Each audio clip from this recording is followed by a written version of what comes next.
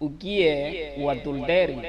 A fornicação é uma relação sexual entre pessoas que não sejam casados ou que não possuem um relacionamento estável.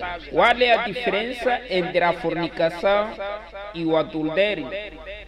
Preparamos duas valiosas respostas para ti. Primeira resposta é: as definições do dicionário moderno de fornicação é a relação sexual voluntária entre pessoas não casadas entre si, o que inclui o adultério. E o adultério, a relação sexual voluntária entre uma pessoa casada e um parceiro que não é casado. Segunda resposta: a fornicação é usar o corpo como mercadoria, mediante remuneração, ou seja, ato sexual comercializada. A palavra prostituição vem da palavra latina prostituere, que significa expor publicamente por a venda. O que significa a palavra fornicação? Mas, se você já estudou sufixo e prefixo, vai perceber que for te lembrar força e ni união, ação praticada. Desse modo, muitos dicionários definem como ato sexual ou coito. Foi referido no Alcorão que, para evitarmos, evita a fornicação é uma impureza e é um péssimo exemplo. Literalmente é mau, como uma estrada ou um caminho. O adultério não é apenas vergonhoso, mas é compatível com qualquer respeito próprio ou respeito com os outros. Mas também abre o caminho para muitos pecados.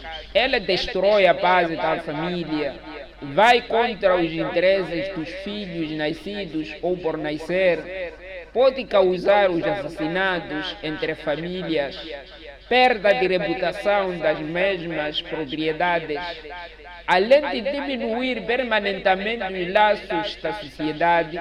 O adultério não somente deve ser evitado como um pecado, como ainda qualquer tentativa ou tentação deve ser evitada. A palavra zina inclui relações sexuais entre um homem e uma mulher que não sejam casados uns aos outros.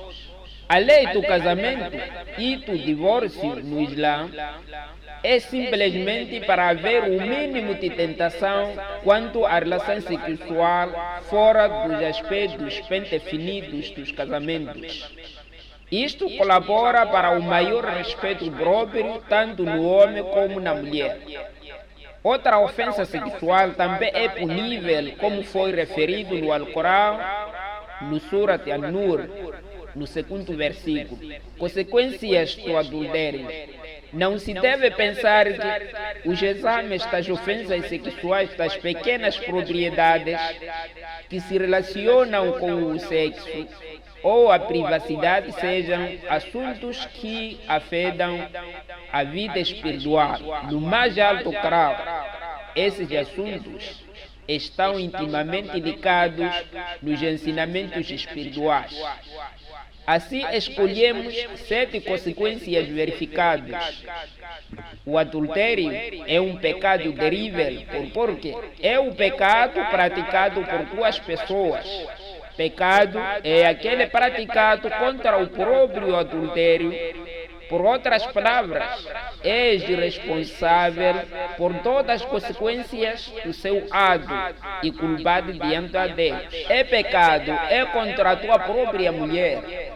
Pecaste contra os teus próprios filhos. Quando o ato é descoberto e expande a luz, resulta na destruição de equilíbrio familiar, na confiança dos filhos nos pais. Pecaste contra a sociedade. Saiba que para se viver em sociedade equilibrada é importante respeitar o código moral. O último não é o menor. Pecaste contra o próprio Deus, porque o matrimônio é uma união sagrada no sentido em que é uma instituição ordenada por Deus. Porque o homem comete o adultério, sabendo que é terrível, porque cria circunstâncias e consequências que não podem ser alteradas, mas com as muitas vítimas inocentes. O homem sempre está inclinado e disposto a infligir angústia e o sofrimento à sua esposa, os seus filhos e dos outros, e a violar importante princípio moral contra ele próprio. O Islã prescreve a pureza sexual para o homem como na mulher, permanentemente antes do casamento, durante os casamentos e após a dissolução dos casamentos. As práticas culposas, as ilícitas, são punidas do círculo matrimonial dos homens e mulheres castas. O muçulmano deve se resguardar quanto a toda espécie de abuso, previsão sexual.